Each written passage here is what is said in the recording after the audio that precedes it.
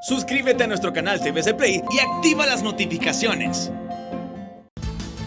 Hola, muy buenos días, bienvenidos a Frente a Frente. El tema de hoy es de suma importancia para Honduras. Yo estoy sorprendido de los escenarios más pesimistas en cuanto a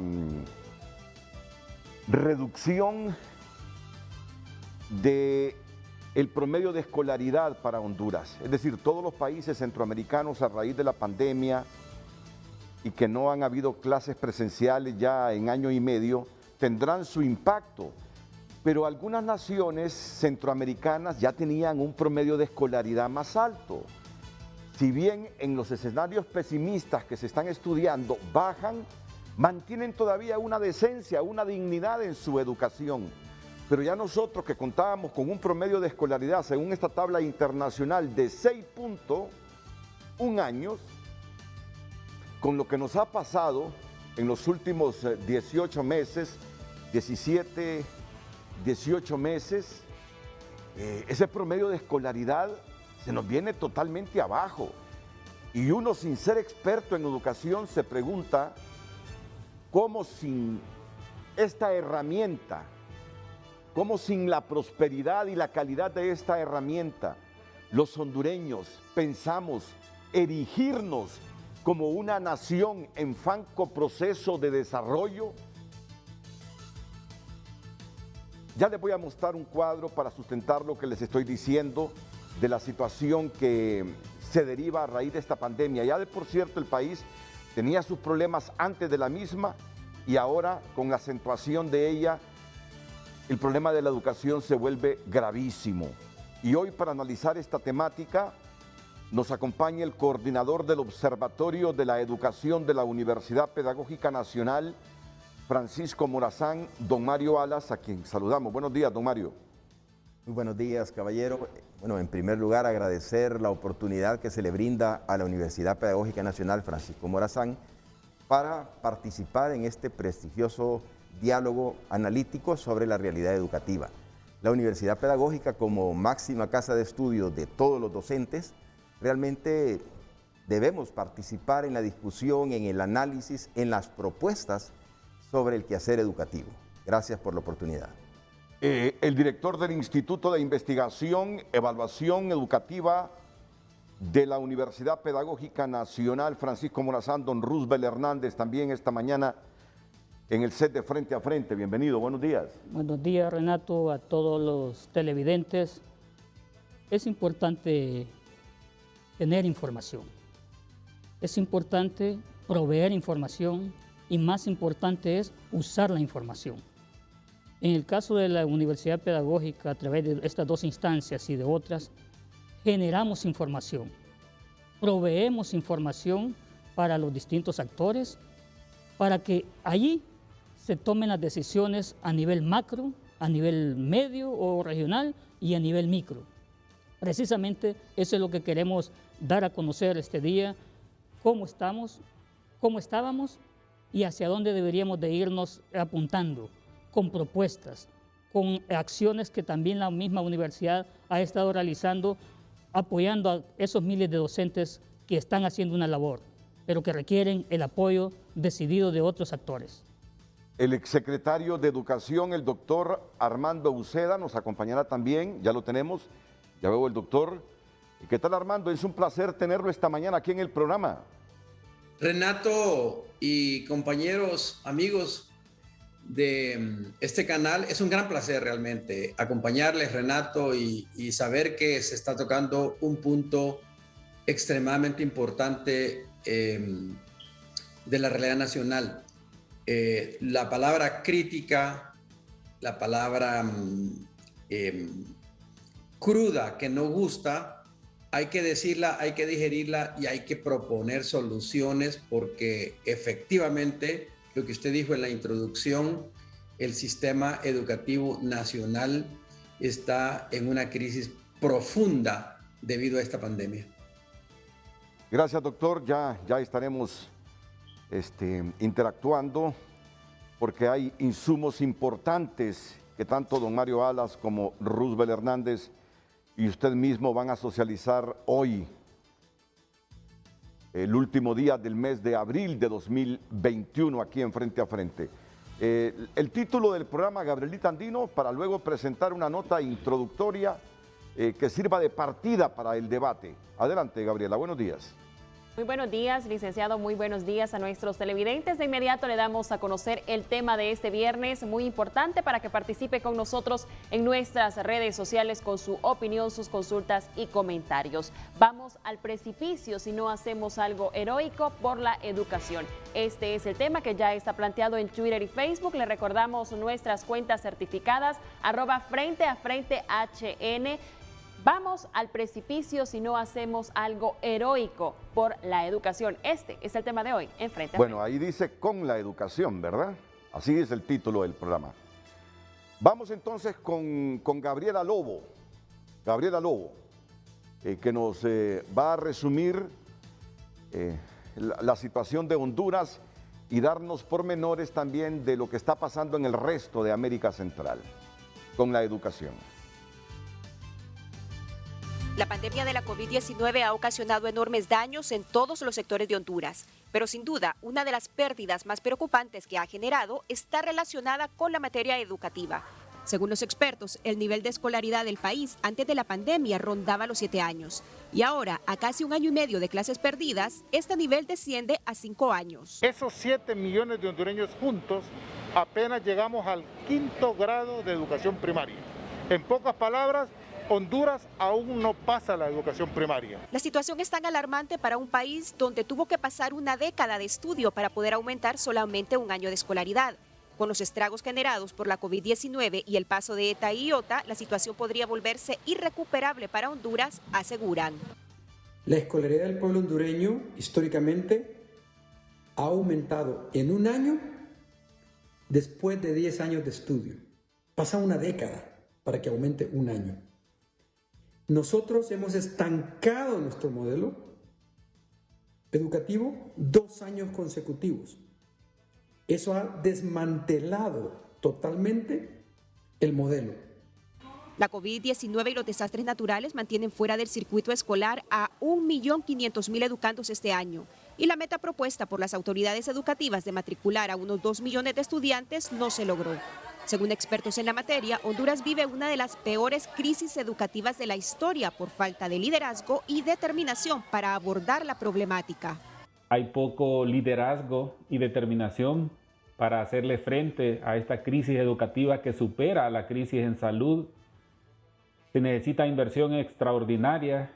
No está esa inversión propuesta en este presupuesto 2021.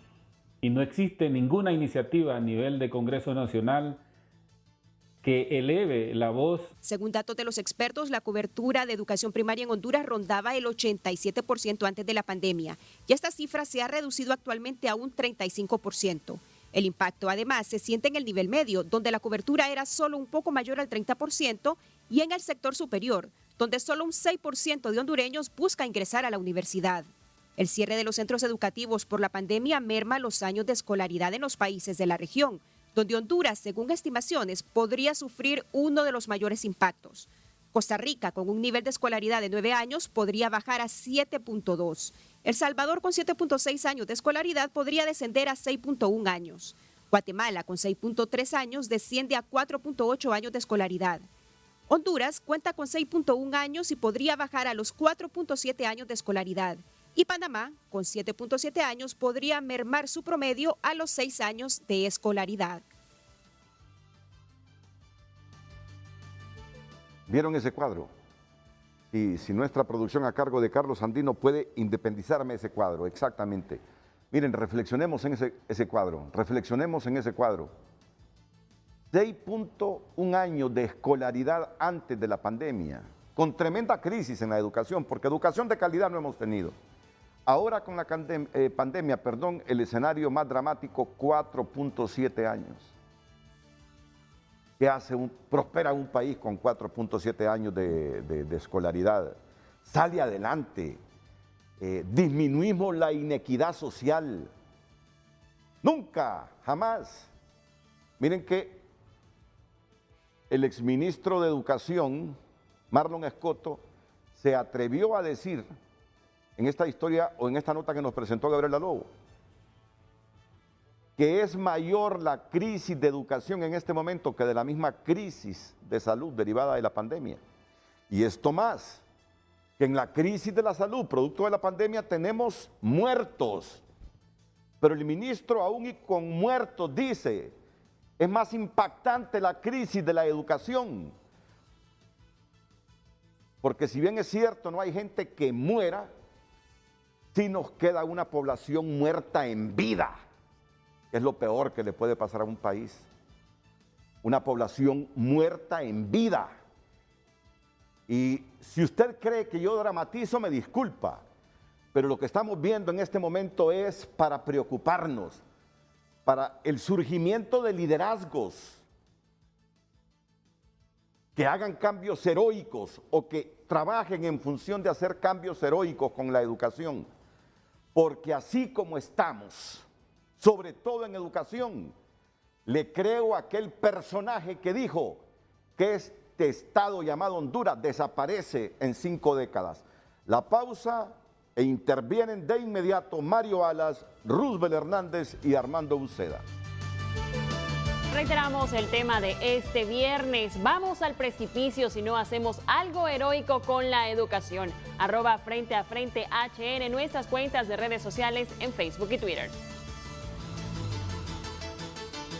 Bueno, vamos a iniciar con las presentaciones que nos traen don Mario Alas, don Roosevelt Hernández. Armando, y usted queda con micrófono abierto para participar e interrumpir cuando le parezca oportuno complementar una idea. Vamos a dinamizar porque hay bastante información que transmitir hoy a Honduras.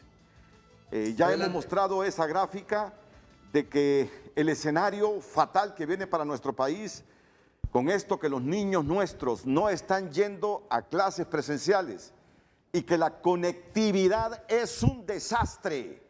La conectividad es un desastre, y que en este país no surgen líderes que revolucionen, que transformen, que agarren valor y con un poco de educación inicien procesos transformativos. Estamos viendo el panorama entonces que nos preocupa a todos. Así que don Mario Alas y don Roosevelt Hernández inician explicando dándonos un informe general de la educación en este momento en el país. Bien, buenos días a todos. Vamos a presentar algunos elementos claves divididos en 3 aspectos. ¿Cómo estábamos antes de la pandemia? ¿Qué pasó durante la pandemia o qué ha pasado hasta este momento? Y algunas perspectivas futuras. Entonces, comencemos con la siguiente diapositiva. Primer momento, ¿cómo estaba el sistema educativo hondureño? Es importante destacar que ya veníamos con unas condiciones de crisis educativa fuerte en distintos indicadores, como los vamos a ver en la siguiente diapositiva. Un sistema con una cobertura muy baja. Y hace unos años aquí, Renato, estuvimos con usted presentando que teníamos cerca de 700,000 niños y jóvenes entre 13 y 17 años fuera del sistema. Eso fue en el 2019, estuvimos presentando ese dato. Sí. Y eso ya marcaba un punto crítico. Estamos hablando de 700,000 niños que no tenían oportunidad. Eso, el sistema estaba con poca cobertura. Luego, otro indicador fundamental en el sistema educativo es cuánto están aprendiendo los niños. Y principalmente esto se ha estado evaluando en áreas básicas, matemáticas, español, nacional e internacionalmente se evalúan esas. Y Renato nos apuntaba ahí en la nota de Gabriela el nivel de escolaridad de Honduras, 6.1 grados. Pero ven, en este punto 2 damos el aspecto cualitativo, que no es lo mismo ese 6.1 grados de Chile que de Honduras. Muy bajos niveles de aprendizaje. A los 15 años, un promedio de 3 años de atraso respecto a los estudiantes de Chile y a 2 años respecto a Costa Rica. Según los resultados de la única prueba PISA que hemos participado, y no participamos con todos los países, participamos en un grupo pequeño que se llama PISA-D, Países en Vías de Desarrollo. Este punto es importante de destacar. 6.1 años de escolaridad de Honduras, Sí. comparado con Chile. Son 3 años menos. O sea, fíjese bien, comparado con la educación chilena, Honduras solo tiene 3.1 años de escolaridad. ¿Es lo que nos quieren decir? Bueno, eso es lo que dice la OCDE, que cuando nuestros niños hondureños llegan a 9º grado con un promedio de 15 años de edad, sus niveles de aprendizaje en lenguaje, en ciencias y en matemáticas ya muestran 2 años de atraso respecto a los vecinos, a Costa Rica, 3 respecto a Chile. Es decir, un niño hondureño en 9º grado tiene el dominio de un niño de 6º grado en Chile. Si nos comparamos con Asia, son 5 años y medio. Y ya. O sea que si se produce, si se materializa el escenario más pesimista en la educación de Honduras, derivado de la pandemia, de que la escolaridad de Honduras descenderá a 4.7 años, debo entender que en relación a Costa Rica, nuestra escolaridad andará en unos 2.2 años y frente a Chile menos todavía. Esa es la situación que teníamos antes de la pandemia. Ojo, esto es antes de la pandemia. Entonces, evidentemente eso es lo que está pasando. Entonces, cuando vamos a pensar en competitividad, ¿cómo vamos a competir con este nivel de educación, con estos niveles de aprendizaje? Necesitamos un poco más. Pero además, antes de la pandemia ya estaba en crisis este tercer punto. Los niños y jóvenes, los docentes, tenían pocos o casi nada de materiales educativos. Los libros de texto en algunas ocasiones se imprimía, pero no se imprimía para toda la totalidad de niños matriculados. Guías de estudio, cuadernos de trabajo. Entonces, estos 3 elementos, cobertura, muchos estaban quedando fuera. Y los que estaban quedando dentro del sistema matriculados, aprendiendo muy bajo, por un elemento fundamental. Se necesitan materiales educativos. Entonces, pasemos a la siguiente. Una nota nada más. Regresemos, por favor. Solo una nota previa. Los 2 primeros indicadores que aparecen aquí son los indicadores que internacionalmente se consideran los determinantes de la calidad de un sistema educativo. Son productos.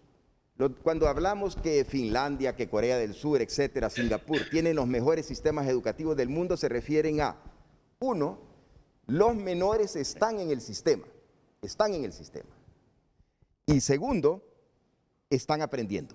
Esos son los 2 productos principales, y vean que ya mostrábamos un atraso terrible antes de la pandemia. El tercer elemento es un insumo, es de apoyo a la actividad educativa del docente, que en el contexto de la pandemia, con el confinamiento y el cierre de los centros educativos, esto ha exacerbado la desigualdad.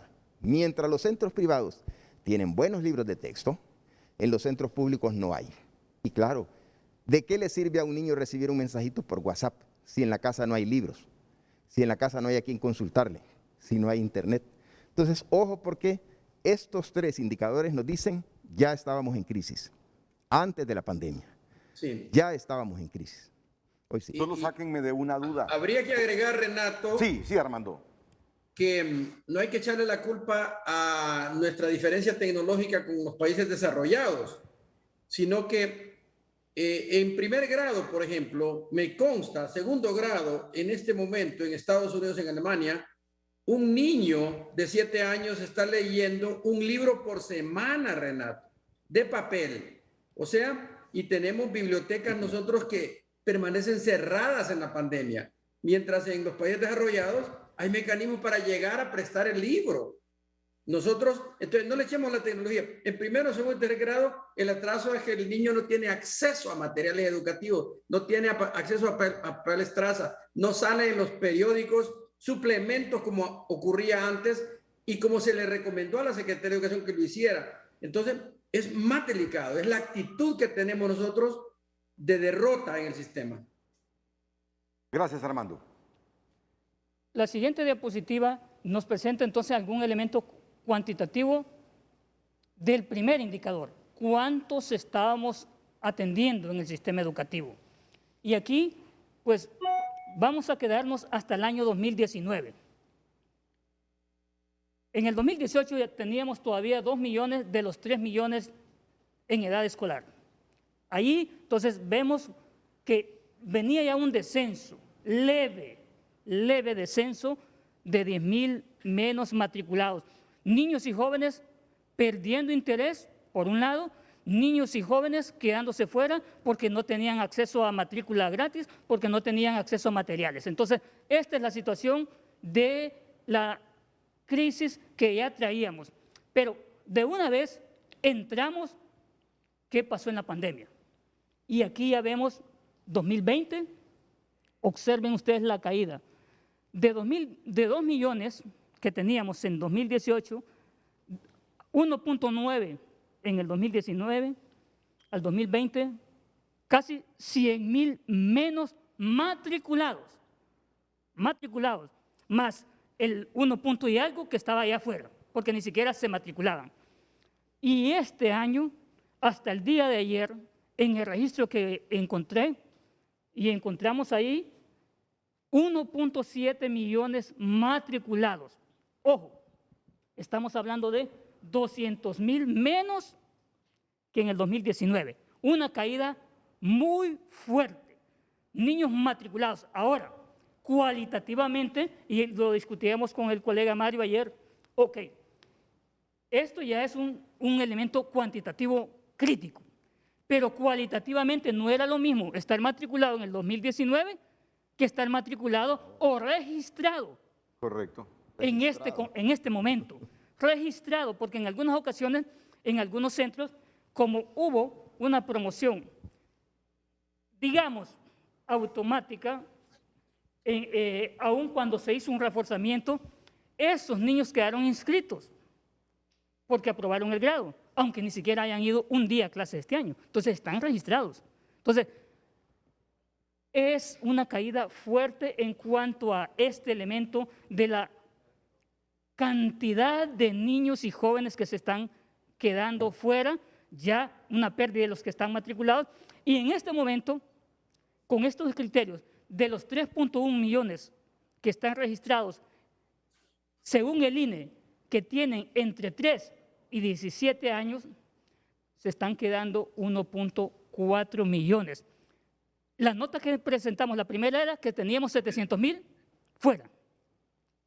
Se ha duplicado a 1.4 millones que ni siquiera están registrados. ¿Qué vamos a pasar? ¿Qué va a pasar? Esto es en cuanto a cobertura. Sigamos la siguiente diapositiva, por favor.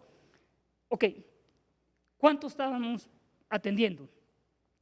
Ahora, insumos claves para un retorno seguro es condiciones básicas de sanidad, hidrosanitarias. Y aquí queremos apuntar cómo estaban los centros.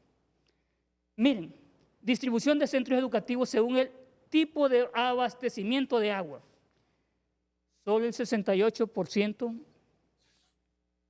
servicio público. Todavía en el casi 19% no hay agua. Agua de río, 4.5. Agua de pozo, 8.3. Ok, ¿qué sucede con este bloque? Para tener, bueno, estos ni siquiera tienen agua, estos centros educativos, y estos tienen que ir a un río para poder traer, para lavarse las manos. Es imposible regresar a un retorno seguro en este momento. Esa es agua potable. Ahora, disposición de evacuación de aguas negras. Alcantarillado solo la mitad tiene. Los demás están usando foso séptico y 32% de los centros educativos no tenían ningún tipo de evacuación de aguas negras. Es una tristeza y uno ve cómo los distintos gobiernos han estado diciendo educación primero. Los datos nos dicen que no ha sido lo primero. Lo primero. Mario. No, creo que esto nos da una panorámica de que el sistema educativo ya estaba en crisis antes de la pandemia y que por lo tanto lo que ocurrió o está ocurriendo durante la pandemia y las perspectivas a futuro son como lo señala el titular del programa. Estamos al borde de un precipicio, de una catástrofe educativa. Si no se hacen esfuerzos extraordinarios para tiempos extraordinarios, vamos al precipicio, vamos a una catástrofe educativa. Podemos pasar, si no hay más comentarios, Claro. a analizar Pero qué está ocurriendo. no, todavía falta una. Falta una Pero- que es, entonces, la cobertura. Ok. Armando quiere intervenir en este momento. Armando. Sí, Es lo tuyo. fíjense, Renato, que este panorama se estaba dando en Sudáfrica, en África, en el norte de África. La UNESCO lo reportó, pero ya las medidas las están tomando, están tomando la delantera. Lo que estamos ahorita viendo es como cuando usted va a una clínica y le dicen, esta enfermedad que está padeciendo Honduras se llama catástrofe generacional, como lo ha establecido la UNESCO y como lo denuncia el pronunciamiento del Consejo de Educación Superior. Ahí estamos destruyendo. Esto no es como que perdieron primer grado, perdieron segundo grado. Esto es cortarle totalmente el futuro a la niñez y juventud, porque no va a haber espacio laboral alguno en el mundo que valore este sistema educativo. Así de radical es la cosa. Gracias, Armando. Bueno, Dígame. solo en la siguiente tabla queremos destacar una idea. Agradecemos desde el inicio del programa la oportunidad de La discutir siguiente. el tema educativo, pero ojo, tenemos la falsa percepción de que la educación es simplemente responsabilidad del ministro, de los profesores. Olvidamos que el sistema educativo es la institución a través de la cual se impulsa el desarrollo de los países. Y si vemos una tabla que nos dice que se nos están quedando por fuera decenas de miles de jóvenes entre los 15 y los 20 años, estamos planteando, como lo dice el programa al inicio, al borde del precipicio.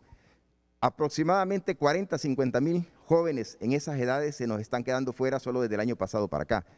Ojo, jóvenes que no están en el sistema educativo, no tienen oportunidades laborales. ¿Qué les queda? Emigrar, buscar cómo sobrevivir. Y como lo planteó hace 70 años Robert Merton, sociólogo de Harvard, si a un joven lo ponen ante la disyuntiva de no tengo oportunidades de ganarme honradamente mis ingresos para disfrutar de todo eso que la publicidad me manda a consumir, van a innovar, decía Robert Merton, van a innovar, pero esa innovación no necesariamente va a estar dentro del marco legal. Es decir, estamos alimentando la delincuencia. Y por eso, cuando se dice estamos al borde del precipicio, realmente, ojo, no es el precipicio solo educativo, no, es el precipicio de toda la sociedad hondureña. Cada 1000 jóvenes que quedan fuera del sistema, sin oportunidades educativas, sin oportunidades laborales, ¿qué les queda?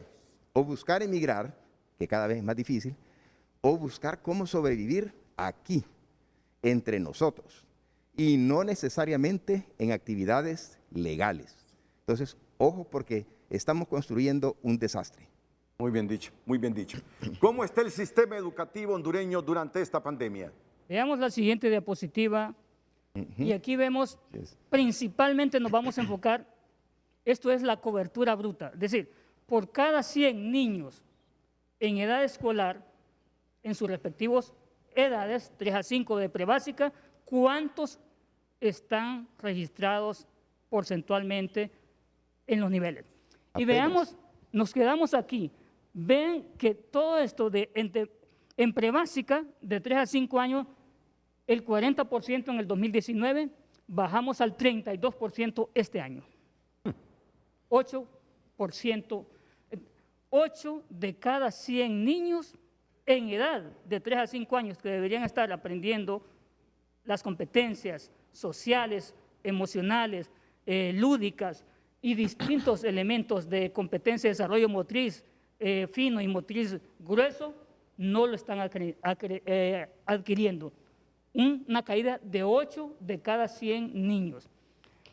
De primero a segundo ciclo, que es esta segunda columna, esa 6, segunda 11 fila, años. de 6 a 11 años deberían estar matriculados entre primer grado y sexto grado. 94 teníamos en el 2019. Este año, 5% menos. Hemos caído al 89. A 89%. Tercer ciclo, Y empieza lo peligroso. de 12 a 14 años. Estas edades son críticas y hay que atenderlos, porque entonces es una ya en la adolescencia, es una etapa de crisis de distinta naturaleza. Y si no los atendemos, se nos van. Para lo que estaba diciendo el colega Mario. Teníamos 65% matriculados en el 2019, 59% en el 2021, hasta ayer. 6% menos. 6 de cada 100 ya lo teníamos bajo, más bajo. Y educación media, estos jóvenes entre 15 y 17 años, de 40 a 33.6. Eso es tragedia. Claro. Eso es tragedia. Es una crisis fuerte, la caída estrepitosa en estos indicadores.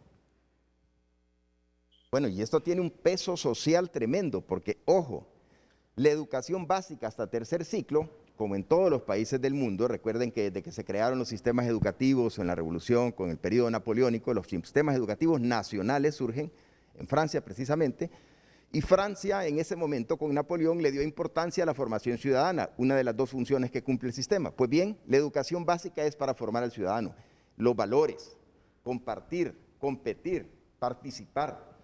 Ya tenemos problemas graves en formación básica, pero lo de media es crítico. Vean que 2 de cada 3 jóvenes que deberían de estar en media están fuera del sistema, en unas edades en las cuales son, digamos, muy proclives a las tentaciones para actividades que les puedan facilitar ganancias rápidas. Entonces, realmente estamos alimentando la delincuencia, expulsando a estos jóvenes, al cerrarle oportunidades de formarse, al mismo tiempo que los expulsamos y los orillamos a ponerse en riesgo social con actividades delictivas, al mismo tiempo estamos empeñando el futuro del país, porque a través del sistema educativo, desde media y educación superior, ya empieza fuerte la segunda gran función del sistema educativo, que es formar al hombre que se incorpora al mercado laboral, al hombre productivo, al homo económicos o al homo faber, que se le llama. Pues bien, solo 1 de cada 3 están en media, y a nivel universitario todavía es peor. Pero Mario, un punto importante, Mario, Claro. si tú te fijas en la gráfica, la caída no viene con el COVID, arranca desde el 2018, Sí. desde antes. 2016, 2017, 2018, ya el sistema está desplomándose. Cierto. El COVID viene a rematar esto. Sí, es correcto. El COVID viene a incrementar poderosamente porque ya estábamos en desigualdades y no estábamos preparados mucho o poco. Ya antes de la pandemia, ASJ y la UPN habían denunciado que más de una cantidad enorme de jóvenes y niños estaban fuera. Es decir, la crisis se profundiza con la pandemia, pero el daño sistémico ya estaba presente y a la gente no le gustaba escuchar eso. Ese es el problema. Y aquí viene... doctora, Repitamos o sea, cuántos jóvenes estaban fuera de la matrícula, Roosevelt, por favor, o sea, antes de la pandemia. Sí, cuando venimos aquí en el 2019 habían 700,000. Hasta ayer quedaron 1.4 millones, es decir, 1.400.000 fuera, que ni siquiera se matricularon. Esos están fuera, más lo que estos que están registrados, básicamente cuánto están aprendiendo. Entonces, se duplicó, digamos, la cantidad que nosotros presentamos aquí respecto a lo que estamos presentando el día de hoy. Ahora, aquí incorporo un elemento legal. La Constitución de la República, en su artículo 171, establece que la educación debe ser gratuita y obligatoria. Y además, estoy diciendo literal, además la básica, dice, la educación básica debe ser financiada por el Estado, y debe proveer las distintas formas para lograr ese financiamiento. Entonces viene aquí el punto. O sea, cuando dice el Estado, somos todos, pero el artículo 171 no se está refiriendo al todo, se está refiriendo al gobierno. ¿Por qué? Porque dice gratuita.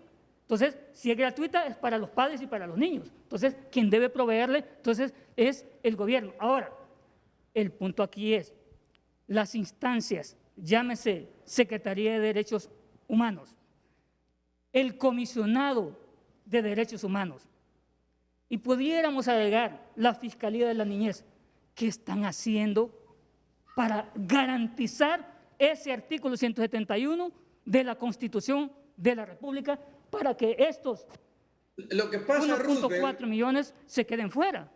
Lo que pasa, Roosevelt, querido colega, es que la clase política nuestra, esa parte de la Constitución, no la entiende. Y creen que esto iba a pasar invisible, porque durante 5 o 6 años consecutivos no contrataron un maestro. Aumentaron la deuda social en educación y en salud en la última década, nombre y apellido, para pagar deuda externa. Así no se puede, no se puede. Aquí están las consecuencias. Sí, pero esto... No debe quedar duda. Pero estas instancias, doctor Euseda y todos los televidentes, son pagados por todo el pueblo para defender a la ciudadanía. Estamos hablando de 1.4 millones que se están quedando fuera. Estamos hablando de una caída fuerte en 2 años de cuántos se nos están quedando en cada nivel.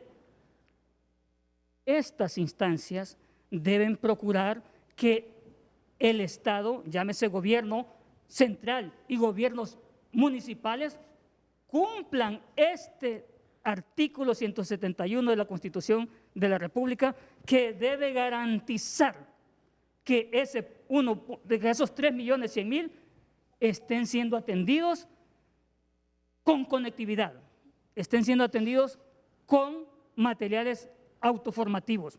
Deben procurar, si no hacen algo aquí nacional, pues si no les resulta, entonces hay que ir a las instancias internacionales. El derecho a la educación es un derecho para los niños y jóvenes que vale la pena que lo tengamos también presente. Para hacer la transición a la siguiente gráfica, destacar que, decíamos, ya a nivel de educación media y superior, estamos hablando de educación para formar el ciudadano que se incorpora a la actividad económica, que construye la riqueza del país. Ahora vean, 2019, 4 de cada 10 jóvenes estaban en el nivel medio. Hoy, 2021, ya solo nos queda 33. Bueno, pero esto es cuantitativo. Veamos qué está pasando en el aprendizaje, porque eso es lo más grave. ¿Qué ocurre? Como dijo el compañero Roosevelt, están registrados el 33%. Ahora, están aprendiendo. Miren lo que dicen los padres de familia. Los padres de familia, en una encuesta que se pasó el año pasado desde la UPN, del observatorio de la UPN, están, al comparar cuánto están aprendiendo en el 2020 respecto al 2019, cuando iban a clases presenciales, muy poco, dicen los padres, casi 60%. Y ojo, más del 10% no están aprendiendo nada. Es decir, 7 de cada 10 padres están bajo la percepción de que realmente, aunque hablemos de que los muchachos están matriculados, de que se están comunicando, en el fondo, la función principal del sistema educativo, que es lograr la formación, lograr los aprendizajes, no se está realizando. Ahora retomemos esto. Piensen, el año pasado, jóvenes en segundo o tercer año de bachillerato técnico profesional, en informática, en mecánica, en finanzas, en cualquier área, no asistieron a un laboratorio, no tuvieron una práctica, no fueron a un taller. Igual se graduaron los que estaban en tercer año, igual se graduaron, listos para graduarse. Hoy otra vez, este 2021, los que el año pasado estaban en segundo de bachillerato técnico profesional, que es cuando empieza la formación orientada, no asistieron a un laboratorio. Este año van por el mismo camino. Al final de este año, seguro, todos los que están registrados se les va a entregar un título. Entonces, ¿qué estamos haciendo? ¿Qué va a hacer Renato cuando le vengan bachilleres, técnicos profesionales que nunca encendieron una computadora? Cuando lo lleve a un taller a que le arreglen el vehículo, alguien que jamás vio un motor. Estamos de alguna forma falseando los datos y haciéndonos creer nosotros mismos de que el sistema está funcionando. Y vamos a tener, si seguimos así, este año vamos a graduar bachilleres técnicos profesionales en todos los campos, pero bachilleres técnicos profesionales que no encendieron una computadora, que no vieron un motor, que no hicieron una práctica con software de contabilidad. Aquí hay un elemento también, Mario, hay un elemento interesante, que la gente cree que únicamente el sector público es el que ha recibido una educación de baja calidad. Y me da un gran pesar decirlo, pero es a nivel mundial, pero en Honduras repercute profundamente. La escuela privada nuestra ha dado servicios pobres de calidad porque en el contexto de la pandemia quisieron resolverlo todo poniendo a los alumnos enfrente de una pantalla desde prekinder hasta los que ya se iban a graduar. Y los niños de esa edad, me consta, yo tengo nietos en la escuela y los he visto, no aguantan estar 10, 15 minutos enfrente de la pantalla. Entonces, y no solo eso, mis alumnos universitarios da un gran pesar.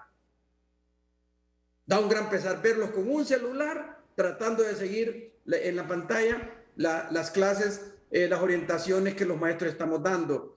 En el sistema público es notorio, no hay conectividad, no hay ni aparatos. En el sistema privado pueda que tengan internet en su casa, pero meterle a esta pantalla que están viendo ustedes todo lo presencial, como lo hizo inicialmente el sistema privado, y también su modelo continúa siendo deficiente porque el Estado necesita en este momento apoyar a la escuela privada como a la escuela pública y a la universidad pública como a la universidad privada, porque sostienen un alto porcentaje del sistema. No hay un modelo creativo nacional de profunda solución que use la tecnología, el internet, para resolverlo. La gente no está satisfecha. Mucha gente erróneamente se siente estafada porque dicen, bueno, estamos en línea y en las universidades, en las escuelas públicas, privadas nos están cobrando igual, pero es que no es barato. El costo de la educación en línea no es barata, pero tampoco lo están haciendo bien.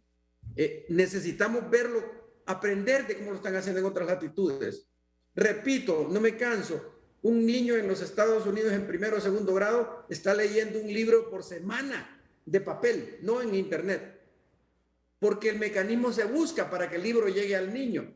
Y nosotros allá estamos tratando de endulzar, poniendo zoom, poniendo en la pantalla todo. Eso no es una solución. No es tecnología a lo bruto lo que nos va a sacar adelante. O sea que el problema es grave. Gravísimo. Un joven que se está graduando en una escuela privada hondureña, lo siento, no tiene nivel de competitividad que lo que está haciendo en el mundo desarrollado, y antes de la pandemia sí podía tenerlo. Pero sí muy superior al del nivel público, Armando.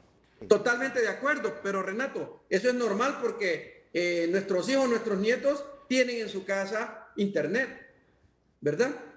Sin embargo, de nada sirve que lo tengan si desde el modelo de la escuela privada lo que ocurrió inicialmente, y todavía subsiste, es empujarle a la pantalla de la televisión, de la computadora, perdón, el modelo presencial. Y eso no es así. Y sí se está ensanchando la desigualdad. Todo esto está ensanchando la desigualdad. Totalmente. Y así lo ha detectado el pronunciamiento de la Universidad Hondureña manifestado en el pronunciamiento que salió hace 2 días, Renato, de que la inequidad educativa digital de Honduras es de las más profundas del mundo. Lo voy a decir con nombre y apellido. El año pasado le dijimos 1000 veces al gobierno, particularmente a Conatel, que tenía que doblarle el brazo a los vendedores de servicios de internet, porque en el mundo entero lo estaban haciendo para que los costos fueran accesibles para el sistema educativo. No se hizo nada. Armando, yo he estado con ellos, con los CEO de las 2 empresas telefónicas celulares fuertes del país. Yo he estado con ellos, porque son los que más publicidad dan a los medios, pero algunas veces He desafiado eso inclusive y les he demandado que aporten un poco más a Honduras por las ganancias que tienen.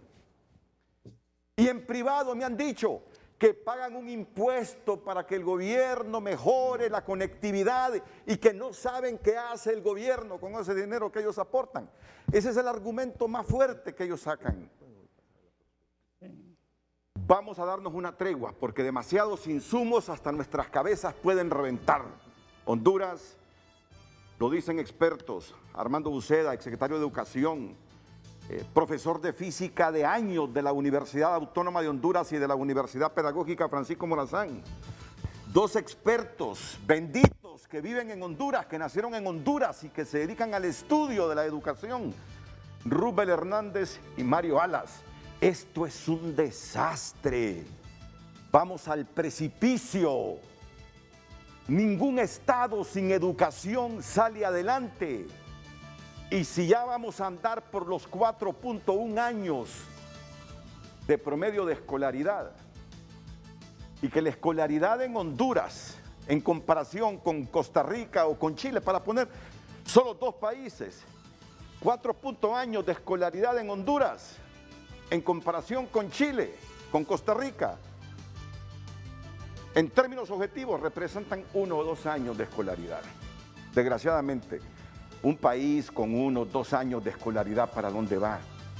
No produce, no genera riqueza, solo genera pobreza, y es lo que estamos haciendo de Honduras. Miren que yo hace algunos minutos casi reviento cuando Armando calificó a la clase política de ¿qué, Armando? Que esa parte de la Constitución la leen y no la entienden. Esa parte de la Constitución, discúlpenme, parece que no está clara. Y la redactaron los constituyentes, es uno de los artículos más hermosos que hay.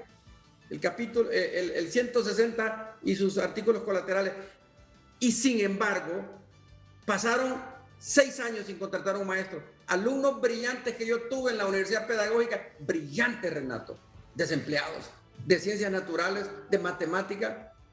No puede ser. Entonces, cuando el juego político, cuando esto se cree que no tiene olor, no tiene sabor y no se ve, es porque ellos no se dan cuenta que la sociedad se teje con educación, su red social se sostiene con educación. No sé qué está pasando, pero esa parte no la han entendido, la ignoran porque inmediatamente no les da resultados en las urnas. Señores, están equivocados. Me disculpa, Armando, Si no me le disculpa, apuestan- Mario, me disculpa, Roosevelt, me disculpa el público que me conoce desde hace 42. Vamos al precipicio si no hacemos algo heroico con la educación. De inmediato damos lectura a sus mensajes en nuestras redes sociales. Carlos Giovanni Cerrato. Todo eso es parte de la mediocridad de este gobierno. Mauri Lara, como país ya somos el país con más miseria en Centroamérica. Le pido al gobierno comience a recortar gastos innecesarios del Estado. Tanta burocracia que absorbe muchos recursos, lo único que afecta es la agenda salud, educación y economía de la nación. Menos burocracia.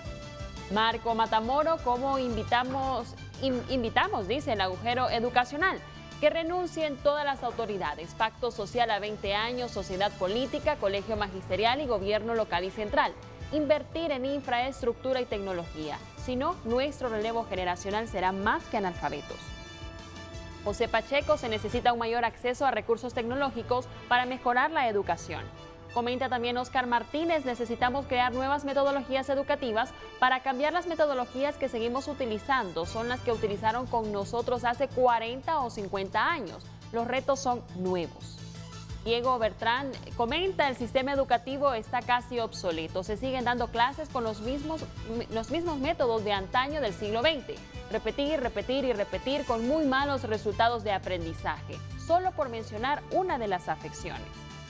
Oscar Martínez, el problema de la educación es que tenemos muy poca inversión pública por la corrupción y, como dice don Armando, la mentalidad derrotista. El proceso educativo para que funcione es como un trinomio, alumno, padre de familia y maestro, a sacrificarse todos. Manuel dice, Edgardo, no le mientan al pueblo. Los maestros lo que quieren es que los vacunen. Abrir las escuelas sería otro gran error del gobierno. Cuando se iniciaba la pandemia cerraron las escuelas. Ahora es que hasta los niños se pueden infectar. Es una locura querer abrirlas. Agradecemos todos sus mensajes y participaciones. Continuamos con el programa.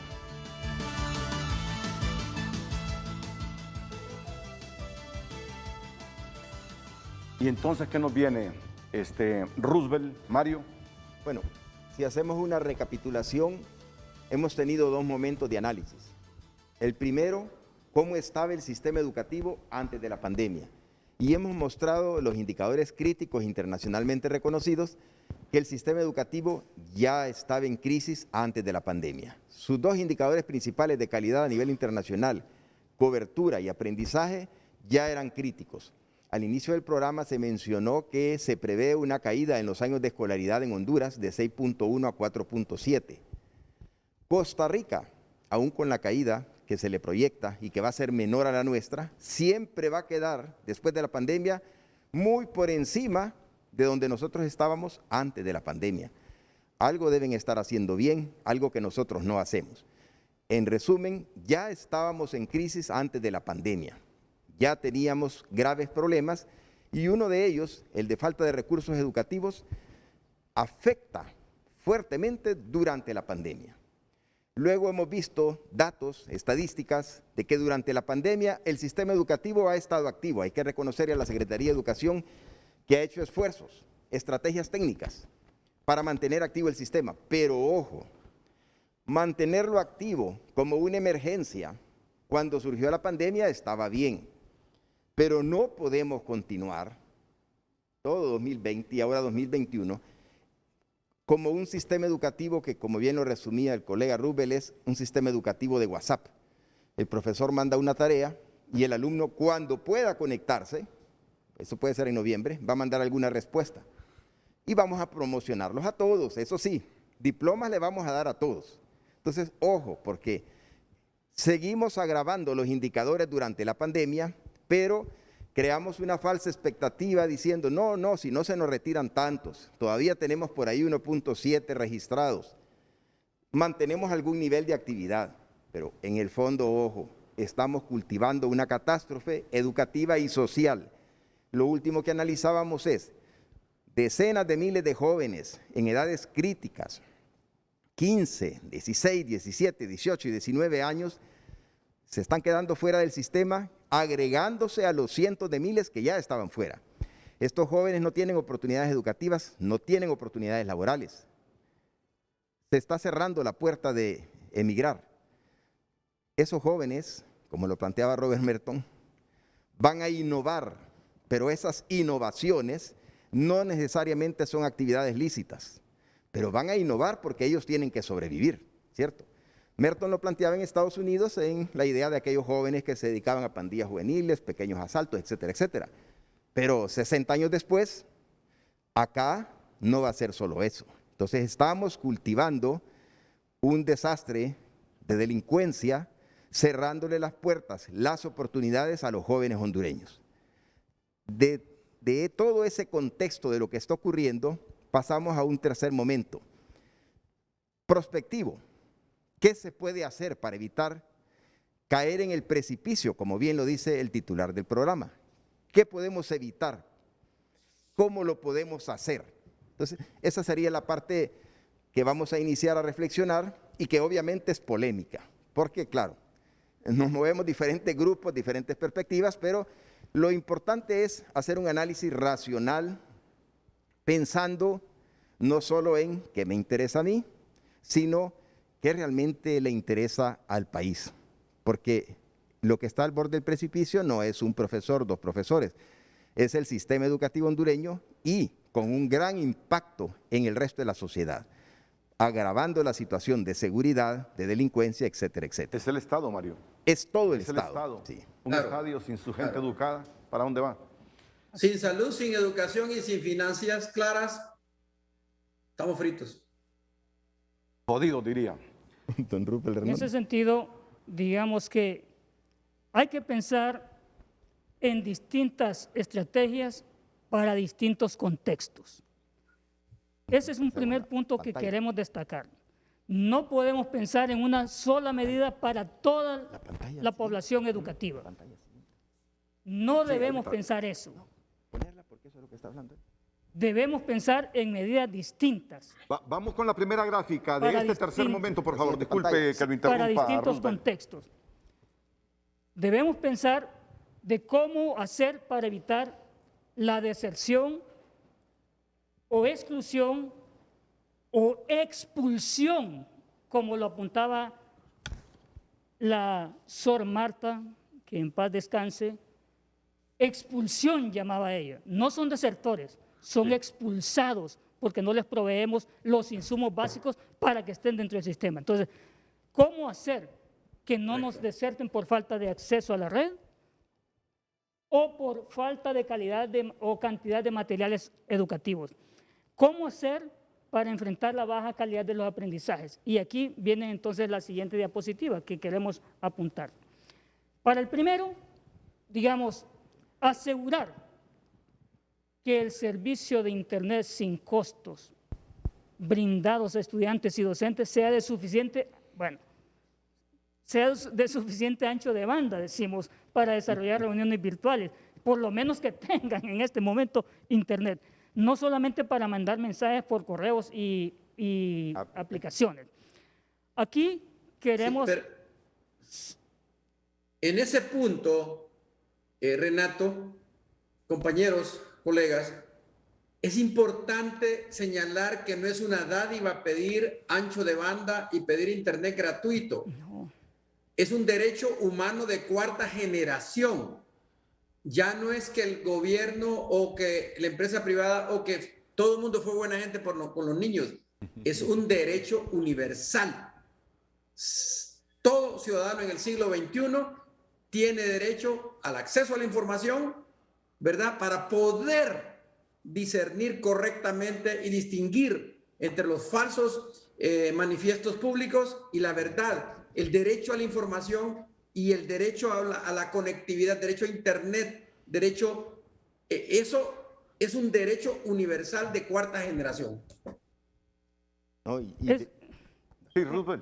Es importante lo que está diciendo el doctor Eusebio, es un derecho. Y entonces aquí vuelvo a poner en el punto. Si es un derecho, tenemos una Secretaría de Derechos Humanos, tenemos un comisionado de derechos humanos. Hay que velar entonces porque ese derecho se cumpla.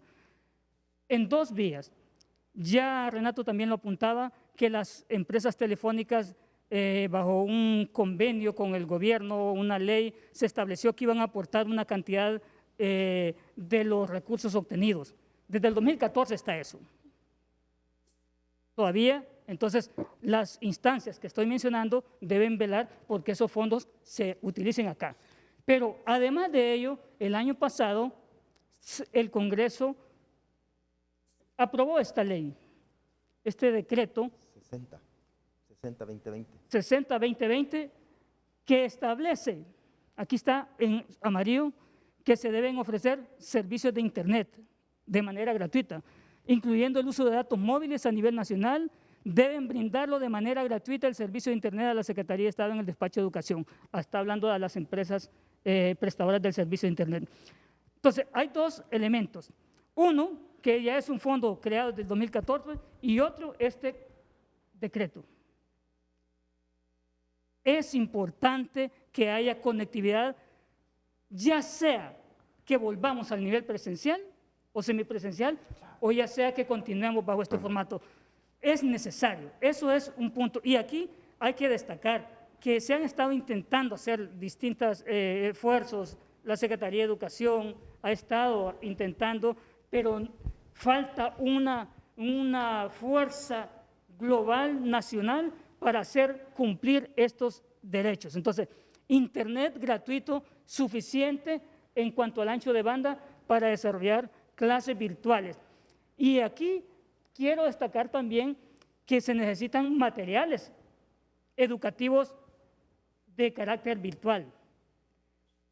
Y quiero destacar a la Dirección General de Desarrollo Profesional de la Secretaría de Educación, la licenciada Lucidalia Carranza, que está al frente de un equipo que han estado produciendo materiales conjuntamente también con la Universidad Pedagógica, las distintas carreras de la Universidad Pedagógica, los docentes y sus estudiantes de práctica han estado generando materiales educativos para televisión, para videos, para distintas formas, para que tengamos y que tengan los docentes esos recursos.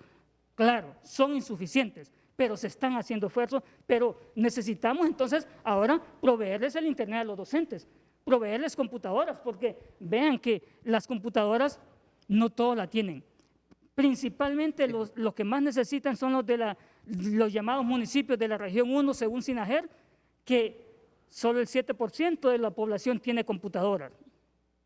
O sea, es difícil, entonces, Sí. que con eso, entonces, hay que proveer. Ese punto es importante, Roosevelt, ese punto es importante porque usted puede tener un emisor, pero si no tiene receptor, como que nosotros estemos hablando en este programa y solo haya 100 televisores en Honduras. Es decir, en la Secretaría de Educación ya no da abasto. Tiene técnicos excelentes, me consta, yo trabajé ahí, pero no tiene apoyo financiero. El año pasado, estas ideas que está dando la Universidad Pedagógica, junto con la Universidad José Cecilio del Valle, la Católica, Unitec, la Nacional, nos reunimos más de 3 meses y le planteamos al gobierno, le entregamos una serie de proyectos para que todas estas ideas las pusiera en práctica. Y ahí se requería poner recursos. Se lo entregamos al más alto nivel. 0 centavos invirtió. Entonces no se puede. No se puede. Esto no es que va a llover y la semilla va a germinar. Tiene que llover ideas y recursos.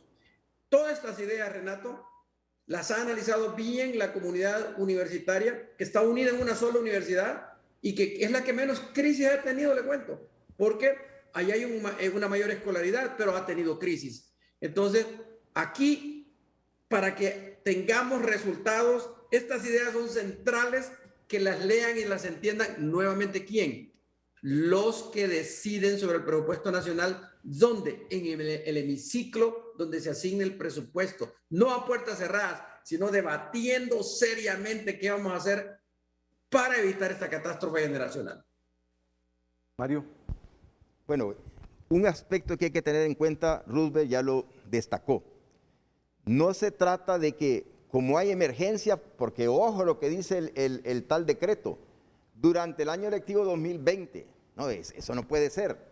No necesitamos internet solo para el periodo de la pandemia. Obvio que en este contexto la necesidad se ha de alguna forma agudizado, pero es que todos los sistemas educativos del mundo necesitan el acceso a internet de docentes y estudiantes.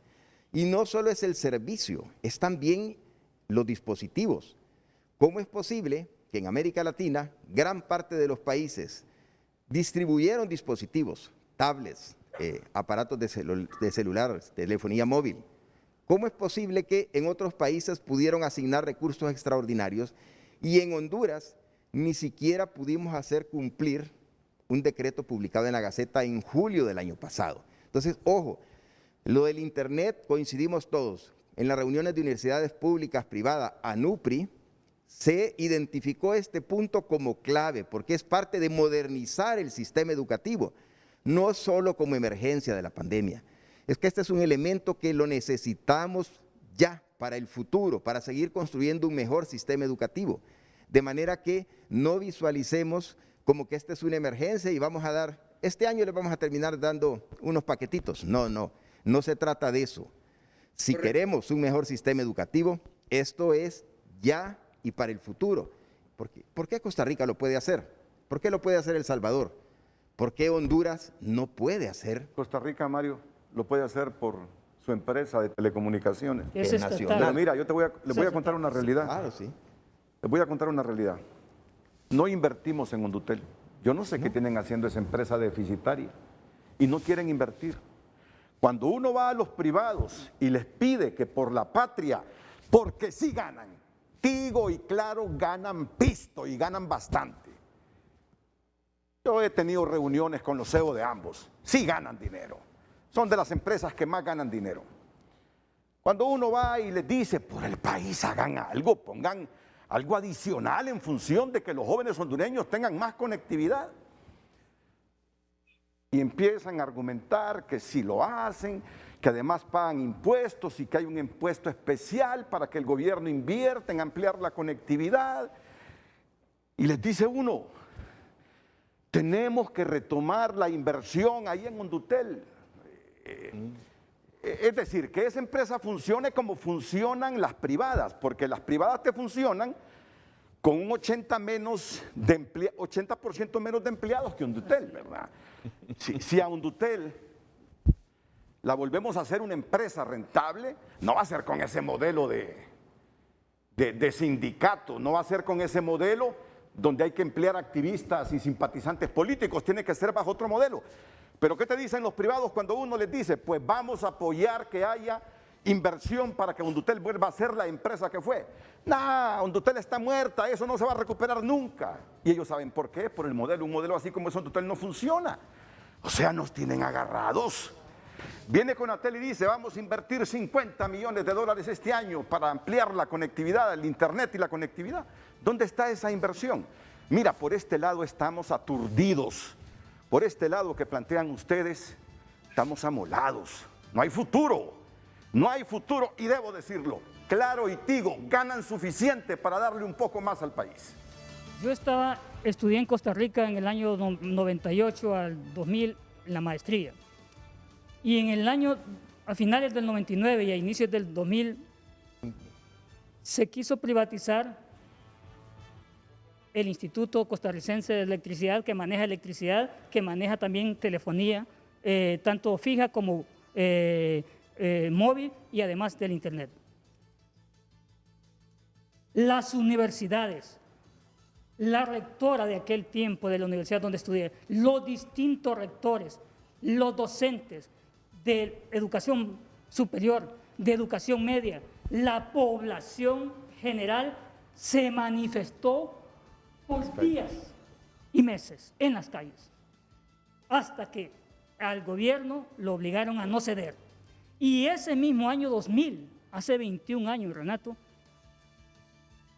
se comenzó a dar internet gratuito para toda la población. Imagínate. Yo estaba y miraba que los niños en aquel entonces iban a los teléfonos públicos a ver su correo, a los teléfonos celulares a ver su correo, crearon correos electrónicos para todos y con acceso gratuito desde el año 2000, 21 años, y nosotros no tenemos eso.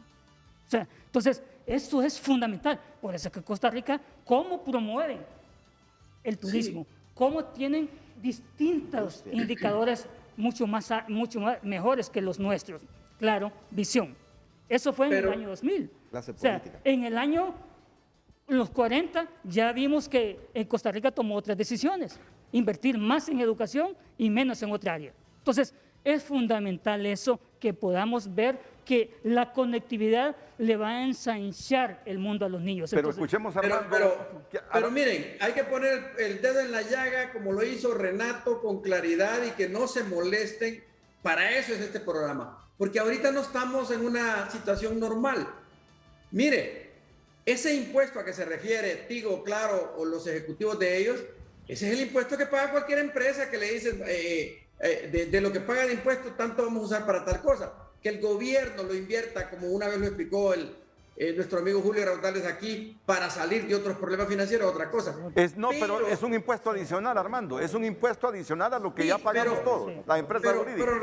Pero Renato, es que en tiempos de pandemia todos tenemos que hacer un esfuerzo extraordinario. Así es, ¿Por qué estamos de acuerdo. En Argentina, una de estas compañías, en marzo del año pasado, el gobierno le tosió la mano y le dijo, vas a darnos subsidiado para las universidades del país? Una de estas salió yo lo hice público. ¿Por qué allá sí y aquí no? Porque nos falta a nosotros que nuestro gobierno nos proteja en eso. Es Totalmente. una crisis mundial. Totalmente, de acuerdo. Bien, continuamos pasamos a las siguientes, porque, bueno, para terminar la parte de prospectiva, y no sé si lo lees, Rubén, bueno, básicamente lo que se está planteando, y esto, ojo, es una coincidencia, son propuestas solo del observatorio, solo de la pedagógica. Coincidimos plenamente en las reuniones, universidades públicas, privadas, también participó para NUPRI, que se requieren internet, se requieren más horas de clase por televisión, se requieren mejores condiciones sanitarias en los centros y algo que se requiere no por la pandemia, sino que se requería desde antes y se va a requerir al futuro. Libros de texto y cuadernos de trabajo. El acto educativo no puede descansar en un WhatsApp o en una pizarra. Necesita libros, documentación. Claro, si logramos dar internet gratuita para servicios educativos, los niños pueden consultar libros en internet y eso sale más económico que estar imprimiendo periódicamente millones de libros, aunque algunos países hacen ambas cosas. Al final, lo que se está planteando es cómo crear las condiciones para, dado que en Honduras menos del 40% de la población se conectó a internet en el 2019, son datos previos, la encuesta de hogares del INE previa a la pandemia, menos del 20% de los hogares tenían conexión de internet fijo en casa, menos del 15% de las familias una computadora en casa. Dadas esas condiciones, que tenemos la menor conectividad de la región y además la más cara, el servicio de internet más caro, dado eso, no podemos continuar el año 2021 pensando que con el internet lo vamos a resolver. Ya tenemos año y casi año y medio y no se resuelve. Entonces, ¿qué recomiendan los organismos internacionales? Crear las condiciones para el retorno gradual, ordenado a la semipresencialidad.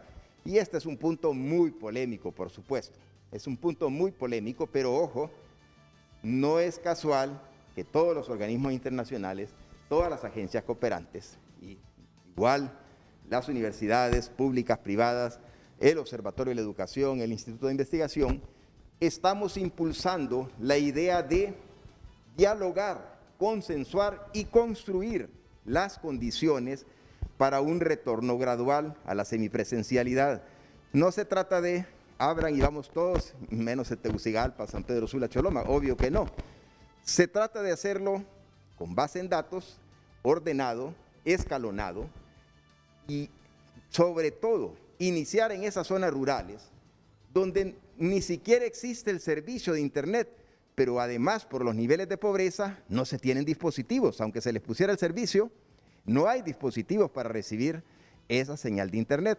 Como bien lo decía el doctor Armando Uceda, aunque tengamos el servicio, si no tenemos los dispositivos de recepción, no estamos haciendo nada. En esas zonas rurales, recordemos que un tercio de la población hondureña vive en extrema pobreza, en las áreas urbanas alrededores y zonas rurales. Nada vamos a hacer con poner el servicio de internet, necesitaríamos proveerles de dispositivos, capacitarles, etcétera. Eso llevaría muchísimo tiempo. Por eso los organismos internacionales están recomendando que, sobre todo países como el nuestro, con pobreza, con bajas condiciones de conectividad, construyan las condiciones para la semipresencialidad. Y podemos ver la siguiente diapositiva que comenta la voz. Bueno, eso de crear condiciones de semipresencialidad, hay distintas ya medidas, pero quiero destacar lo que está pasando en el mundo. Esto lo sacamos anoche del 29. Sí, 29 de abril, de la página de la UNESCO, y que el doctor Euseda lo compartió a inicios del año pasado. Aquí está lo de ayer. Que me cuadren bien esa página, por favor, para que la gente en la televisión la vea bien. Ese es el encuadre que necesitamos, por favor. Ven los países que tienen sus aulas escolares cerradas. Son los que están en color azul oscuro. No voy a decir azul profundo porque se van a enojar los motagüenses, pero no. Aquí afortunadamente todos somos motagüenses. El azul oscuro están cerrados totalmente. Hay un platense. No, somos lobos de la UPN. Ven, ciertamente solamente, aquí está, 27 países a nivel mundial, de 210 países tienen sus aulas cerradas. 27. 10% de los alumnos. Afectando a una 174 millones. Sí, Sí, ahí están. Los 174 millones de niños y jóvenes que tienen sus aulas totalmente cerradas. O sea, Hoy en día. Sí, de cada 10 alumnos en el mundo, 9 ya han regresado a la semipresencialidad o presencialidad. De cada 10, 9 ya han regresado. Correcto. Queda Correcto. 1 de cada 10. y nosotros Los estamos hondureños ahí. Estamos ahí, en 1 de cada 10. Ahí estamos otra vez a la cola en las estadísticas. Entonces, Esto, El color azul profundo que aparece ahí es el color de la catástrofe generacional. Así es. Así es. así lo califica la UNESCO, así lo califican distintos organismos. Y por Ahora, favor, miren África. África está No. mejor que nosotros. toda África África, está bien. Asia, digamos, vean, estos están abiertos parcialmente, todos los que están en azul un poco claro, o sea, ya están dándose a semipresencialidad. Claro, quiero también apuntar que hay distintas iniciativas. La Dirección de Currículum y Evaluación de la Secretaría de Educación ha estado planteando distintas medidas para proponer esto, para que se evalúe el retorno semipresencial en aquellos sitios donde no se puede tener virtualidad. Están haciendo distintas iniciativas. Nosotros Pero- estamos pero, planteando. Es importante medir el gradiente, la razón de cambio. Ustedes mismos están mostrando la gráfica exacta de hace un año. Entonces, el mundo ha cambiado en la pandemia. Si ven en la gráfica de hace un año, van a ver que casi todo el mundo estaba con color azul intenso. sí, aquí. Sí. Así es. Y luego- Correcto. El año pasado, la mayoría estaban Cerrado. cerrados. Ahí, en esta Aquí. gráfica, Sí, ahí está. Mario, aquí En está esta, bien. en esta, sí, esta es. Ahí está. Este azul, Por favor, que la señalen aquí, vengan aquí para que la Ahí gente está, comprenda exacto. mejor. Ahí está, exacto, así como están. Casi 1.500 millones estaban, Sí. Estaban llegaron fuera del a paralizarse de alumnos. El año pasado, Sí. casi todo el mundo con sus escuelas cerradas. Pero ya a abril del 2021, miren, solo unos poquitos quedan sin clases presenciales y entre ellos Honduras. Honduras. Aquí tenemos al 1.7 millones incluidos que no están, 174 millones. sí, el 1.7 de los hondureños incluidos en estos 174 millones a nivel mundial que no tienen acceso a las aulas escolares, en donde hay que pensar entonces en que se debe buscar, por eso planteaba el colega Mario, o sea, las condiciones sanitarias. También la vacunación es importante.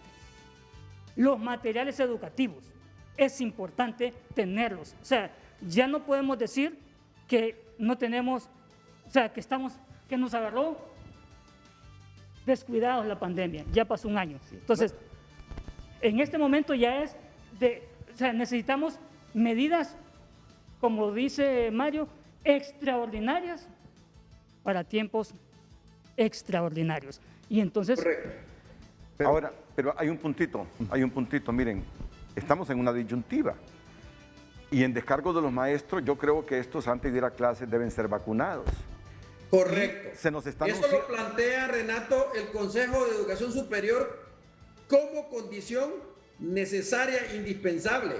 ¿De qué nos sirve llevar a los maestros si no están vacunados? Es correcto. Y tenemos que urgentemente actuar con la vacuna. Es que este es un problema, es una pandemia grande. Y entonces vamos a tener como 180,000 dosis a final de este mes. Pero se va a primar a las personas mayores de 60 años. Entonces, quedamos en la disyuntiva, o primamos a las personas mayores de 60 años con problemas renales, o para que no muramos en vida los hondureños, primamos la vacunación de los maestros, que son como 65 o 70,000. 70,000. Sí, pero ojo, ahí. Pero no, la respuesta es que busquemos de inmediato más vacunas. Eso sería lo ideal, eso sería lo ideal.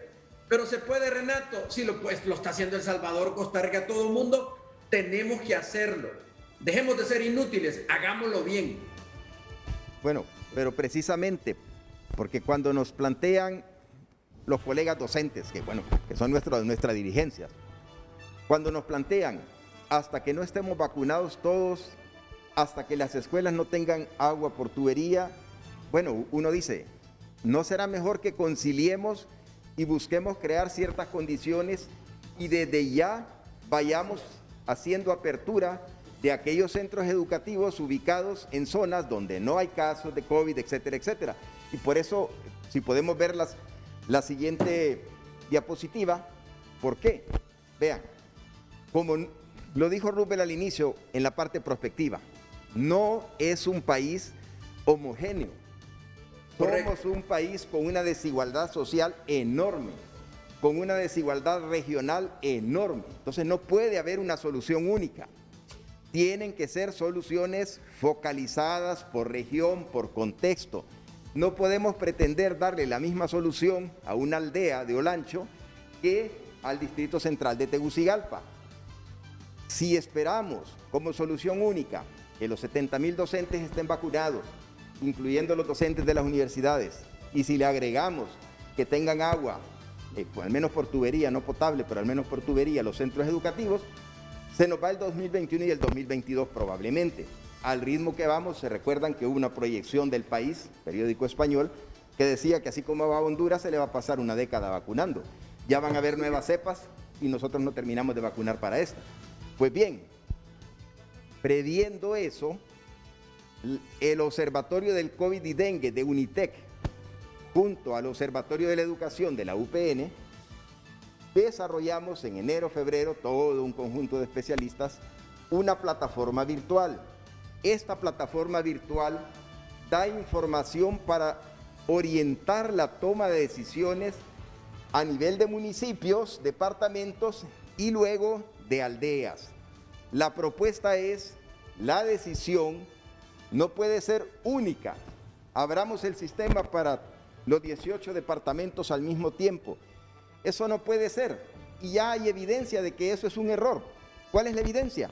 Más del 30% de las escuelas públicas rurales y un porcentaje menor urbano ya está funcionando, ya está operando en semipresencialidad, porque los padres se dan cuenta que no están aprendiendo nada a sus hijos y que no pueden estar pagando esas recargas, dado que nunca se estableció el servicio.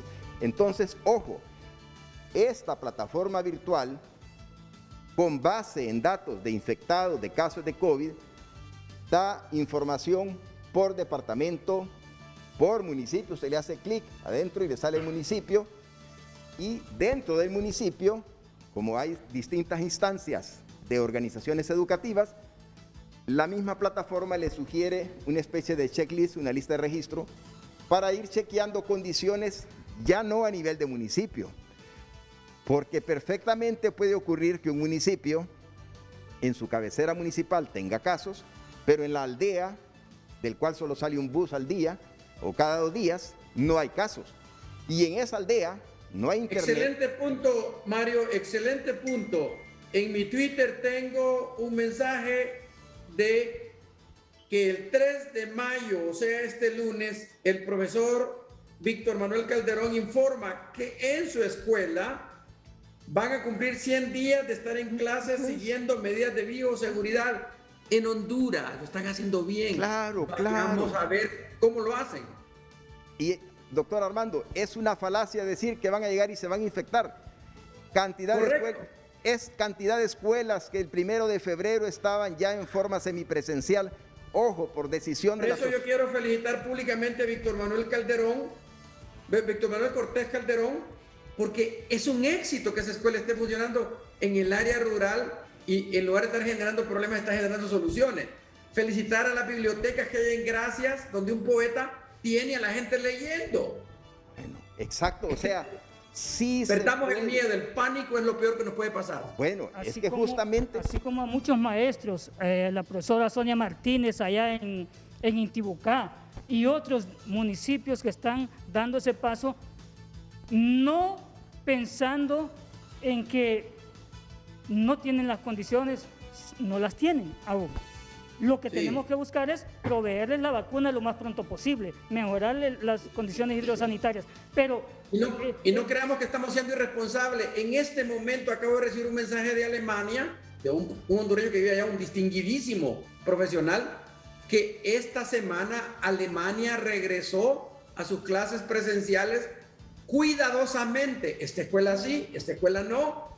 Doctor. Porque todavía no están vacunados todos, pero no van a cerrar el sistema educativo y meterse en una cueva y decir que aquí no salimos más que muertos.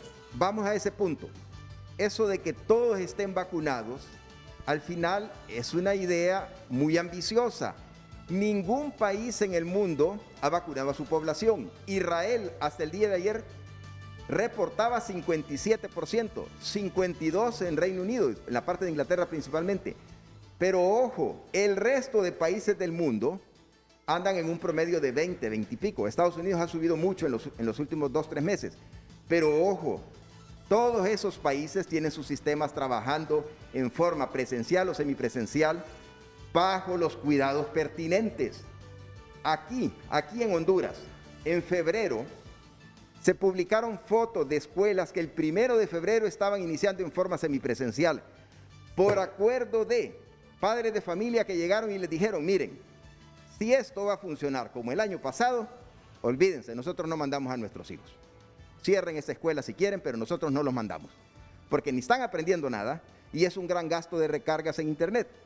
¿Qué hicieron? Abrir. Todas esas escuelas han estado funcionando y no es cierto que los niños van a intercambiar mascarillas. Hombre, si el sistema educativo, si el maestro no es capaz de enseñarle a un niño a usar la mascarilla correctamente, a guardar la distancia, ¿y entonces qué estamos haciendo en el sistema educativo? Y si el niño no aprende cosas elementales como esa, hombre, también hay que reflexionar. Entonces, vamos a la pausa comercial, luego seguimos porque tenemos por la vía telefónica al secretario de Educación, Arnaldo Hueso. El secretario de Educación, Arnaldo Hueso, está en comunicación con Frente a Frente. Ministro, buenos días. Buenos días, Renato, muchas gracias. Saludos a usted, a Alan Roosevelt. Seré muy breve y gracias por la oportunidad. La primera media hora del programa, donde se presentó la información de contexto, mira qué interesante, es exactamente la misma información que generó el Instituto Internacional de Políticas Educativas para la estructuración del Plan Estratégico del Sector Educación 2018-2030. Es un problema histórico que venimos cargando en este momento, sumado a la catástrofe que ha generado la pandemia en nuestro país y esos 2 huracanes, que la cuestión de los 2 huracanes es único para Honduras. Es una catástrofe mundial. Ahora bien, yo sí quiero ser contundente en lo siguiente. La Secretaría de Educación y el sistema ha sido sumamente diagnosticado. Tenemos cualquier cantidad de estudios científicos. Pasa que es importante dar el siguiente paso, que es la operatividad y la acción concreta de esto. Recuerden, el sistema educativo está conformado por 3 subsistemas. La cobertura educativa debe sumarse a las instancias que velan por la niñez de Honduras. Se ha invitado a muchas organizaciones, Renato, y no han pasado del discurso a la acción. Y yo tengo que ser contundente en esto.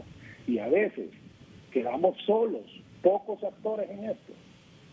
Y la gran mayoría generando diagnósticos y planteando una serie de situaciones que ya todos conocemos. Yo aprecio aquí el trabajo de la UPN, Roosevelt, UCEDA, ALAS, han sido actores que permanentemente han estado trabajando con nosotros, de la mano con nosotros. De hecho, eso que tienen en pantalla en este momento es una herramienta que la Secretaría de Educación utiliza, que fue generada por las universidades. La lanzamos.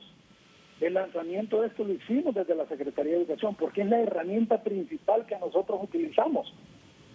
Pero es importante hacer algunas aclaraciones, y aunque Roosevelt mencionó algunos detalles, el trabajo que estamos haciendo desde la Secretaría de Educación, porque en algunos momentos percibo como que no se está haciendo nada. Y tengo 3 testigos ahí, los 3 panelistas, que no pueden dejarme mentir del gran esfuerzo que se está haciendo desde la Secretaría de Educación, con el apoyo de ellos y otros pocos actores que se han sumado. Por ejemplo, se menciona la apertura semipresencial en centros educativos, que algunos desde febrero lo hacen, pero no es por casualidad, es porque esta Secretaría de Educación desde el mes de enero giró los lineamientos que rigen el año escolar 2021 y allí claramente se establece cuál es el procedimiento. Tenemos dos oportunidades: las clases no presenciales, que es ya lo que hemos hablado permanentemente con la atención, televisión, radio, internet y lo demás, y las clases semipresenciales, que eso parte de un trabajo justamente viendo ese mapa que tenemos en pantalla y conscientes de que el contexto de cada comunidad es diferente. Quien toma la decisión es la comunidad educativa. ¿Quién conforma la comunidad educativa? El director del centro, los docentes, los padres de familia, el gobierno local y otros actores vinculados a la educación de cada comunidad. Ellos evalúan las condiciones de su municipio y deciden si es oportuno abrir o no de forma semipresencial, siguiendo los parámetros establecidos por la Secretaría de Educación, que ya establece claramente la estrategia de retorno seguro a clases. Y si la decisión es que se puede abrir, se remiten al SINAGER más cercano para pedir la autorización, y es el SINAGER el que tiene que dar la autorización de apertura. Por eso es que vemos que muchos centros educativos han abierto. Ahora bien, Renato, hay condiciones habilitantes para que esto ocurra de la mejor forma. Algunas de ellas podemos cubrirlas en este momento, otras en el mediano plazo. Por ejemplo, el tema de agua y saneamiento. No podemos de un mes a otro poder tener 5.600 centros educativos con sistemas de agua. Ese es el déficit que tenemos. Pero sí, Renato, ya empezamos a hacerlo. Ya tenemos el financiamiento para poner los sistemas de agua y saneamiento en 5.600 centros educativos del país. Hay más de 1.000 centros educativos que están siendo reconstruidos en este momento. De esos 700, de esos 1.000, 700 fueron dañados por ETA y OTA. Y es una inversión gigantesca que se está haciendo. Hace algunos días, Renato, inauguramos 15 centros educativos que gracias al gobierno de España y al Hispasat nos donaron internet satelital, que no solamente sirve para el centro educativo, sino que para gran parte de la comunidad. Y quiero dar la noticia que en los próximos meses, producto de esa acción, muy probablemente tendremos entre 700 y 1.000 centros educativos con las mismas condiciones, en zonas donde no hay internet. El internet gratuito ya es una realidad, desde enero está habilitado. El problema es, como bien lo dijeron los panelistas, que no se están generando los gigas necesarios para que pueda tener la suficiente holgura un educando o un docente de poder trabajar. Pero ya hay internet gratuito, cosa que no teníamos el año pasado. Desde la Secretaría de Educación hemos hecho un esfuerzo gigantesco para dotar de tecnología a los educandos de tercer ciclo y educación media, que es una población muy vulnerable. Estamos entregando las tablets que no solamente tienen el acceso a la conectividad, sino que todas las tablets van cargadas con el contenido. En otras palabras, si el educando vive en un municipio donde no hay acceso a internet, enciende la tablet y ahí tiene todo el contenido. Y si sumamos todo esto a la estrategia que tenemos de radio, televisión, nuestra revolucionada plataforma educativa que Microsoft nos ayudó a potenciar y la entrega de textos y cuadernos de trabajo que estaremos haciendo en los próximos días, estamos dando un paso importante en este sentido, cerrando una brecha digital, no en su totalidad, damos un paso mínimo, pero avanzando en cerrar una brecha digital. Miren, el mapa anterior, no este, sino que el del contagio y de la reapertura de centros educativos a nivel mundial, es interesante, es correcta. Honduras no ha podido avanzar de una forma fuerte en crecer con la apertura de los centros educativos. ¿Crees que hay que sobreponer ese mapa que vimos con el mapa del contagio? Hay que ver si esos países que han estado aperturando centros educativos, el contagio ha bajado. Lo que yo tengo entendido es que en el país el contagio no ha bajado, todo lo contrario, está creciendo. Por eso, otra condición habilitante es la vacuna para nuestros docentes. Y el presidente ya lo expresó, van en la segunda línea de prioridad. Después del sistema médico vienen nuestros docentes. Y yo tengo la esperanza en Dios que en los próximos días esta vacuna llegue también para poder vacunar a nuestros docentes. Entonces, hay acciones habilitantes que nos servirán para poder resolverlas ahorita, podemos resolverlas ahorita, otras en mediano plazo, por ejemplo el agua y saneamiento. No vamos a poder, no tenemos la capacidad de esperar a que tengamos los centros educativos en buenas condiciones para aperturar, porque eso va a tomar tiempo. Pero yo sí puedo asegurarles que en lo que resta de este año va a haber un avance gigantesco en la mejora de los sistemas de agua, de saneamiento y de reconstrucción general de centros educativos. La semipresencialidad, Renato y amigos panelistas, es urgente, es necesaria, pero hay que saberlo evaluar. Por eso, la decisión de la apertura depende del ente especialista que es el SINAGER. Entonces, hay un tema que fue de los iniciales en el foro, Renato, y es lo de la matrícula. Claro, tenemos una matrícula baja y nosotros hemos hecho esfuerzos sobrehumanos para poder avanzar en esto, utilizando esa herramienta que tenemos ahí, pero otra herramienta que la Secretaría de Educación construyó junto con USAID, que nos permite en tiempo real conocer el nombre, apellido del educando y el lugar donde vive del educando que no ha sido matriculado. Y estamos yendo casa por casa, Renato, casa por casa, a buscar, a matricular a estos muchachos, a estos educandos. Pero aquí es donde requerimos el apoyo de otros actores, de las universidades, que ya nos están apoyando en todos estos otros aspectos, pero requerimos el apoyo de las universidades con sus educandos que nos ayuden, de otros sectores, de la empresa privada, de los medios de comunicación, de la sociedad civil, hacer un movimiento general para poder completar la matrícula que tenemos, que es el primer paso en todo este proceso. Me quedo por acá, Renato, agradezco el espacio y tal vez en otro momento podemos ahondar en todo el trabajo que estamos haciendo. El ministro de Educación, Hernando Hueso. Pausa comercial, volvemos con los comentarios finales de nuestros panelistas. Bueno, todo les narro un problemita del que no se dan cuenta ustedes.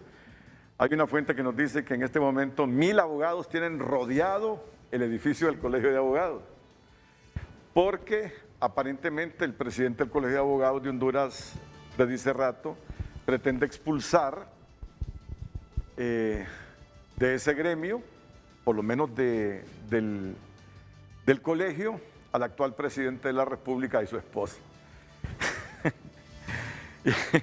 Y hay mil abogados que tienen rodeado a Freddy Cerrato ahí. En Estados Unidos habilitaron a Bill Clinton. Sí, Armando no está en Honduras, Armando está afuera en este momento. Pero bueno, así es el país, así está el país en este momento. Justamente eso, los quieren inhabilitar. Sí. Sucedió en Estados Unidos también. A Nixon y a Bill Clinton quedaron inhabilitados. De veras. Bill Clinton no puede ejercer como abogado, por eso solo es conferencista. Repítame, por favor, que tenía un poquito lejos el micrófono. Que esos temas en otros países se han llevado a cabo. Tengo entendido que el expresidente Bill Clinton de los Estados Unidos, a raíz de un testimonio ambiguo que brindó en su caso, cuando se defendió del caso Levinsky, fue inhabilitado de por vida. Él no puede ejercer como abogado. ¿Sí? Y es una sanción, y entiendo que antes a Richard Nixon, expresidente de los Estados Unidos, también. Y esa es una práctica que en Estados Unidos, es decir, si se lleva con 2 expresidentes, no digamos a otros niveles, claro que sea. Pero ya con sanciones formales, ¿no? Sí, sí, por supuesto. Es decir, con sentencias formales. Sí. No, solo mencionaba que... No, pero está bien que lo diga. Que sí existen. Que no nos resulta extraño entonces que los inhabiliten. Sí, dado el proceso correspondiente, obviamente. Pues bueno, tendremos que decirles, porque esto no es circo, se trata de una resolución que está tomando el Colegio de Abogados. Tendremos entretenimiento en el transcurso del día. Mientras tanto, los comentarios finales, por favor, breves. Mario Alas y Rubén Hernández. Bueno, solo un breve comentario sobre las declaraciones del señor ministro.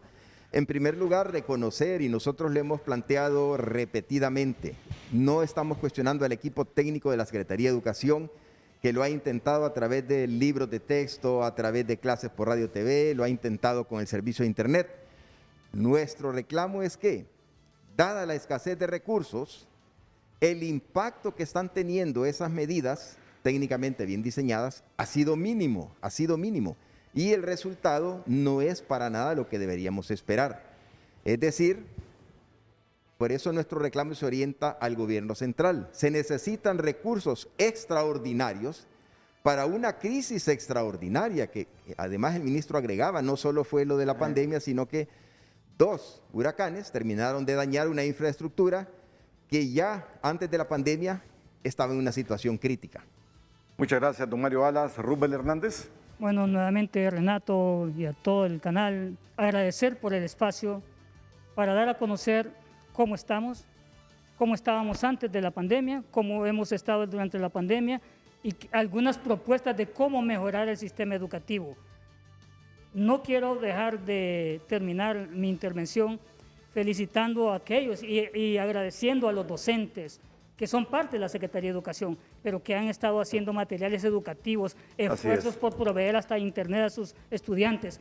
Esa labor es fundamental para que tengamos activo aún a pesar de lo que la baja conectividad, pero hay que destacarlo. Y en ese sentido, pues, agradecer, decirles que debemos hacer cosas fuera de lo normal, heroicas, para poder cambiar.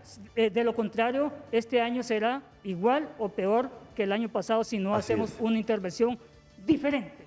Muchas gracias, Rubén Hernández. Unos 30 segundos también para el exministro de Educación, Armando Uceda. Un honor estar en su programa, Renato, con Rubén y con Alas, amigos entrañables, investigadores de primer nivel.